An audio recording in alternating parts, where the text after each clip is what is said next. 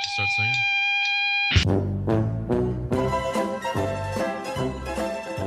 Hey everybody, welcome back to what is, I am sorry to say, the final episode of the first season of Xmas Enthusiasm. It's been a great long season.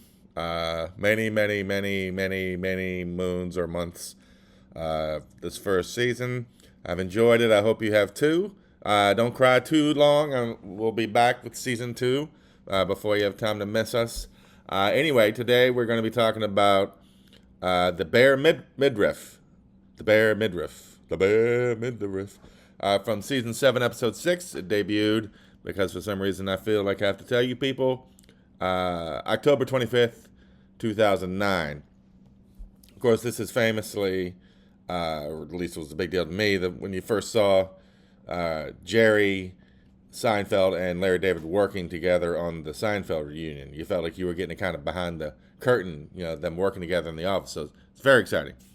Anyway, remember, this is not a review of the show or the episode. All I'm doing is I'm going through each of Larry's transgressions, a word I hate in this case. There's many transgressions, big or small, and see how he does. Sometimes he wins, sometimes he loses, and I keep a running track of his win-loss record throughout the season. And by the end, after all 120 episodes, I will add them all up and see, is Larry an asshole? Maybe he's not as big of an asshole as we all like to think he is, or whatever. So, and then so far for the season, after 9 episodes, this being the final episode of the season, his record is 50-47. So he's 3 wins above 500. So, if he does okay in this episode, he should maybe have a winning season with this record, which I don't think anybody would have guessed. First of all, some housekeeping here. When it comes to Panera, the Sippy Club, I keep saying Sippy Club, it's Sip Club. Sippy Club was a gang of mine back in Brooklyn. Shout out Bulldogs. There's no chance they're listening to this. I don't know why I'm fucking saying that. My Panera Sip Club, as you know, I've been agonizing over whether to tip for this. I've decided my ruling is specifically on Sip Club drinks. If all I'm doing is going over there and picking up my plastic cup over and over and over, no tip. Nothing. Sorry. But, like earlier today, I ordered a sandwich or something. And then when I do order something real that's not part of the Sip Club, I will happily overtip. I think that's fair. Otherwise, why would I be part of this club if I can't just, rip it to shreds, abusing it? Also, I think after a couple of years, I have finally nailed my Wegmans pizza combination. After futzing around with this and that, I think I finally landed on, because Wegmans pizza is crazy underrated. It's not just good, like grocery store pizza. It's good pizza. And there's something about their crust. Like sometimes their crust bellows up and you think, oh shit, this is going to suck. It's like eating a half loaf of bread and I'm going to be bloated. But it tastes incredible, especially when it's warm. It's lighter than you think. Like sometimes I'm like, I should rip these off and use them separately for something. Like, I don't even know like some of them are big and fluffy enough you could carve out and make hot dog buns. I don't know. Would Wegmans be willing to partner with me for their pizza hot dog buns? Wegmans, have your people call me, and I'm sure we can work out a comically advantageous financial deal for myself with that. Anyway, so after a couple of years of dicking around, I've landed on, let me walk you through it. Usually I do no sauce whenever I order pizza, just because I don't care about sauce.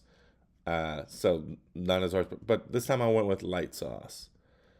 Just enough sauce, a little coating, which is what they gave me. Like some places just slap on the sauce, they don't care. Wegmans, very high marks.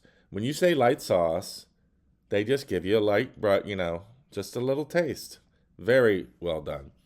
And then I go, not pepperoni, but spicy cup pepperoni. That is the elite in me roaring to the surface. I understand. I'm a bit insufferable. But the spicy cut pepperoni and double Italian sausage. I'm sorry. It's a double meatball. Now, the only drawback is I wish they sliced their meatballs instead of crumbling in them, but that's okay. And I do extra mozzarella, fresh mozzarella. Like there's shredded mozzarella, or as I'd say, mozzarella. Uh, and then there's fresh, where they just kind of slap it on. And so throughout the pizza, I can't get away with saying pie. I've already explained that to you people. There's just these hardened sections like islands floating in the sea. If the pizza, just imagine the pizza is the sea, and throughout it there's these chunky islands of just beautiful, incredible tasting mozzarella cheese, that in it when it starts to harden a little bit, just has that snap to it. Fantastic. So I think I've landed on my forever pizza at Wegmans. So if anybody wants to tell me theirs, well, you have to wait till next season. So I don't want to fucking hear it till then. So anyway, so let's get into it. Right away, like I said, we get to see Jerry and Larry working on the Seinfeld reunion, which is finally going to happen. And we know partly, or actually why it's happening is, for a little backstory, is Larry's realized he can get Cheryl back if he thinks if he gets her a role on the Seinfeld reunion, because she's an actress, which is, I don't know if it ever came up before, but suddenly she's going to be, not only that, but she's going to be in what would be the most famous reunion of all time, and they're just going to cast a nobody who just happens to be the boss's ex-wife. It's insane. So Jerry and Larry are, I wouldn't even say arguing, because of course Jerry's like, what? That's ridiculous. And Larry's like, no, it should be, that's my Bernie Sanders. It should be it's insane. Larry, I'm sorry. I know, I remember being in love and Love Struck or whatever, but I mean, come on, bro. It's insane. It's the biggest reunion in the history of TV. They're not going to have a nobody as George's ex. I'm sorry. It is, but I will say it is interesting when you watch Larry and Jerry, even when they quote unquote argue or whatever, like whenever they talk about themselves, they always talk about how they just are always in sync with each other. And it really comes across here. Like even if they are, disagreeing or whatever, it's funny, it's lighthearted. You can feel them just kind of swaying back and forth together. It's really fun to watch. It's almost like are they the John and Paul of television? In that, one always, they seem like they're opposites, but they're not. They pull each other together and challenge each other and just seem to all work perfectly in sync. Are Larry David and Jerry Seinfeld the John Lennon and Paul McCartney of television? I submit, I posit, Xmastime, say yes. They just work so perfectly together, and their temperaments are perfect with each other. Anyway, I don't want to blather on and on about it. So Larry, right away, starts out 0-1. And of course, the last episode, if you remember, I mentioned, Larry seems to always start out 1-0, so I guess the universe heard me. Unlike actual people, I'm guessing, and said, you know what, fuck you, how about that? So, 0-1, Larry, sorry to hear about that. So next up, we have the actual midriff problem that the episode is named for. And I mean, come on. This poor girl, I mean, it looks like she's wearing a child's t-shirt that got caught in the wash or something. Like, it is ridiculous. Like, this isn't just, she's standing there and her shirt gets pulled up and it's a little embarrassing. Like, did she take this off of a fucking teddy bear, this little t-shirt? Come on. It's over the top. It's insane. It's ridiculous. Nobody could defend that. Sorry. So, Larry wins the midriff problem in and of itself. Now we got a little argument, but again, it's a fucking adorable with Jerry and Larry about who needs to go tell her to get her shit together and put on a real shirt. One thing, Larry says that it's, hey, Jerry, that's your thing. And it's like, excuse me? Like, if ever there was a problem made up for fucking Larry David to solve, seems like this would be the one. Can you go confront this person and say something wildly uncomfortable that nobody else on the planet would dream of saying, but actually probably needs to be said? Like, that seems like it was a problem made specifically for like, this is like the fucking Wuhan bat of Larry David moments. Like, it would seem created perfectly for him. So Sorry, Larry, you lose that one. You need to go fucking tell her to get her shit together. There's no, fucking Jerry's not gonna do it. So, boom, Larry's 1-2. But I gotta say, now he's got to go tell her, put on a shirt or something. What is the girl's name? I looked it up. The IMDb says Maureen. Did they say it? Did they ever say her name? Anyway, look, this is an impossible spot for Larry. And he pulls it off just about as good as you can, other than immediately throwing Jerry under the bus. Comes walking up, he's like, "Hey, Jerry and I were talking." So it's like, well, what was the point of the whole argument if you were both going to go down for it anyway? And like I said, he can't win. He handled it about as good as he can, and then he kind of got lucky because she gets all pissed off and quits. After she says. She did say, she gets pissed and she says that she lost 68 pounds and was proud of it. And I'm like, you're not proud enough of it, because nobody would put on a child's teddy bear shirt after losing 68 pounds and be like, look at me. No, ridiculous. Even for this whole scenario, it's a bit ridiculous. But so she quits, walks off. But I'm going to give Larry the win there. It was an impossible, and again, he handled it about as good as you can. I mean, let's be honest. And also, who quits? She's sitting there. She has a front row seat to the development of the Seinfeld reunion. It's just her. It's the three of them in a building. Who walks out on that and says, fuck this? Is that the craziest thing we ever see on Curb? Like, the second there's a something, an obstacle, she's like, fuck this, I'm out. Like, you're watching history? Anyway. Now we cut to, so I'm trying to stop. I mean, it's the last episode of the season, and I'm for the first time doing it. Instead of numbering these transgressions, I'm just going to try to keep saying next, because the numbers are pointless. Now we're at a pizzeria. Larry's getting this humongous chicken parmesan sandwich. And he's taking too many napkins, apparently. And the owner yells at him. And apparently he has a 2-napkin policy. What fucking Italian place has a 2... Just by talking about it, I feel like I need to go fucking hose down a little bit and wipe down. I mean, come on. Italian food is made for fucking tablecloths of napkins. I don't mean tablecloth napkins like fancy napkins on a tablecloth. I mean, let's use a tablecloth as a fucking napkin. But this does remind me almost perfectly, to be honest. We had the dining hall I worked at in college. I don't want to brag, but I was student supervisor about my second semester. Hey ladies, hey girls. And they had something where, like, hey, if you have an idea that's really great and we love it, we'll give you $100 or something. And I remember when you'd walk into the dining hall, you'd go up and get your tray and your utensils, and there was this huge basket with napkins. And you would just, because you weren't going to come up a second time, you weren't going to walk all the way up again. So you would just grab 1,000 napkins, 2 of which you'd use, and you'd throw the rest away. And so it dawned on me, I was like, well, why don't we just set smaller groups of napkins, just set them on the tables, and then people just use them one by one as they need.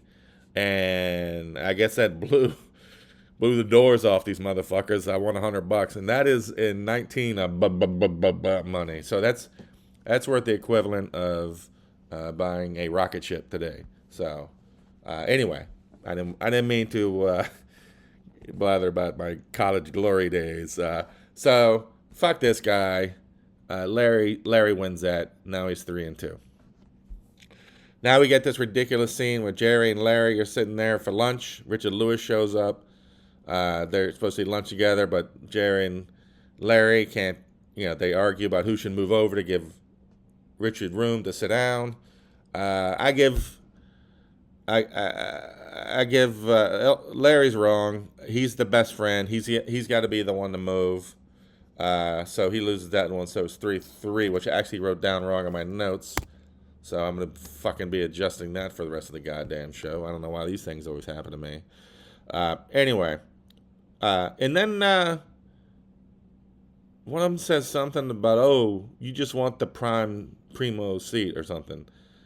Like the good seat. And one of the other one's like, yeah, you're damn right I do. Or whatever. And what would, if three people are sitting in a booth, what is the prime seat? My first instinct is it's inside.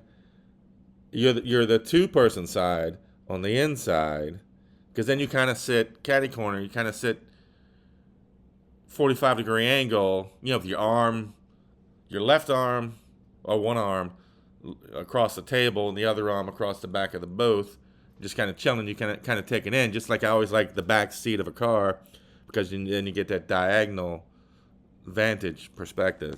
Anyway, I mean, you want to say that sitting by yourself would be better, but for some reason I keep going back to tucked away there. You can get that full vantage point. I think that's the primo seat. Again, if anybody has a better solution, write me. Maybe it'll get to me by the time the next season starts, whenever that is. You know how these things work in Hollywood. Once I get that Wegman Skrilla. All right, here we go. Now Larry has to tell Cheryl that, oh, what do you know? She needs to actually audition. The job isn't just going to be handed to her. One of the biggest supporting roles in the history of network television. So, I mean, Larry, again, I know you're blinded by love. I've been there before. Never on such a national basis like this would be. But you're insane. Come on. You fucked up. You shouldn't have told her it was hers. Sorry. That's a loss. 3-4. Now Julia Louis-Dreyfus comes shot out of a cannon from out of nowhere. And she's yelling that they need to rehire, I guess her name's Maureen. They need to rehire Maureen because her mother has mental problems and she may be suicidal if she finds out her daughter got fired. So she's yelling that they need to hire her. But it's like, all right, well, I'm sorry about her mother, but why does Larry have to think about that? Why didn't the daughter think about that before she storms out? Like, why didn't the daughter think, oh, wait a minute, hold on, before I storm out of this ridiculously cushy, incredible job that's going to, I'll probably be able to sell my story to for a couple $100,000. Why wasn't it up to her to think, well, wait a minute, if I do this, my mother might fucking kill herself? Why is it Larry's fucking fault? So Larry wins that one. He's back even 4-4 for the episode. So now Larry's got to go kiss up to Maureen to get her back. And the only reason I really mention this as a transgression is because she was really a dick. Like, I don't know why she was such an asshole. It's like, just be great. If you're going to come back, just be nice. All right, thank you, Larry. And also, is she wearing the same fucking tiny baby doll shirt? I mean, I guess I could check, but, that's not going to fucking happen. Maybe when I get my interns next season. Like, did all this take place in, 20 minutes? Like, they're in the office working on the show. She quits. They go through the whole Richard Lewis lunch. Is this all in one day? What the fuck? So she's being a real dickhead. So Larry wins that one just by, being a normal, nice human. And that's when, in this scene is when Larry, who's had a thing when he's been pissing lately, big stream, he pisses. He goes in her bathroom to take a whiz. He gets some urine on Jesus' face because they have a painting of Jesus next to the toilet. That's normal, I guess. I don't know. I don't have a toilet in my house. Which the whole water on, not urine, but water on Jesus' face as a miracle thing was the plot of an Only Fools and Horses episode, which you people need to go watch during the hiatus while you wait for season 2 of Xmas Your Enthusiasm. Anyway, okay, now we have Larry's driving in his car. He's shoveling this big fucking chicken parm in his mouth because, Larry's so obsessed with food, which never happens. And apparently the pizza guy has sent the cops after Larry. He gets pulled over by a cop who's, asked him about the napkins. It's just beyond stupid. I just can't with this fucking napkin. This napkin thing seemed like a good time at the time when they were coming up in the room. It's just such a fucking stupid thing. But don't worry, it gets dumber. Then we see he gets dragged to jail, and he's in a lineup. And somehow, luckily for him, the owner can't tell the difference. The owner shows up to look at the lineup. Luckily for him, the owner can't tell the difference between Larry David and Don Cheadle. just because they're bald. So that's lucky / weird / okay. But Larry's always so obsessed with baldness, and usually it's funny, But are all bald men like this? Like women talk about men obsessed with their dick size, even though they claim they don't care or whatever. Is this same thing with bald men who seem so obsessed with it, or in Larry's case anyway? Even though from what I can tell, the only people that ever seem to give a shit are bald men. Is this just like another version of that? Anyway, Larry. So that's 2 more wins from Larry from this fucking napkin bullshit. So he's doing nicely with that. So turns out in this episode, our policy is sometimes it just helps. Sometimes it helps just having a bigger asshole in the room. I think the napkins may be the bigger asshole in the room in this episode. So now Larry, he went from 5-4 to 7-4, and then the last transgression is he's driving in the car with Maureen's mother, and they're in the same car that her husband had been murdered in front of years ago. Long story, doesn't fucking matter. Richard Lewis pulls him over by the side of the road because I guess in 2009, incredibly rich people in California didn't have cell phones. And anyway, long story short, the fight they get in is they get in a thing about when they were on the phone earlier. Richard thinks Larry hung up badly. Something about if you hang up abruptly with a male friend or it gets cut off, do you call him back to wrap it up? And the answer is no. Just let it go. I don't know why Richard's so upset, since one thing we do learn throughout the series is Larry absolutely 100% takes him for granted and treats him like shit. So I don't know why Richard is so hung up about it. But so yeah, I mean, come on, relax. You can't be chasing people off the fucking highway for that bullshit, Richard. And we love you, Richard Lewis. Strong 8-4 finish for Larry here in the last episode of season 1 of Xmas Your Enthusiasm. 8-4 for the season takes him up to, drum roll please, 58-51. So see, 7 wins above 500 for the season. I don't think I would have bet a nickel against that. So we'll keep it going in season 2. Hope you all join us as we see, you know what, maybe Larry's not the biggest asshole in the room at all times. So thanks a lot, everybody. We'll see you next time on Xmas Your Enthusiasm.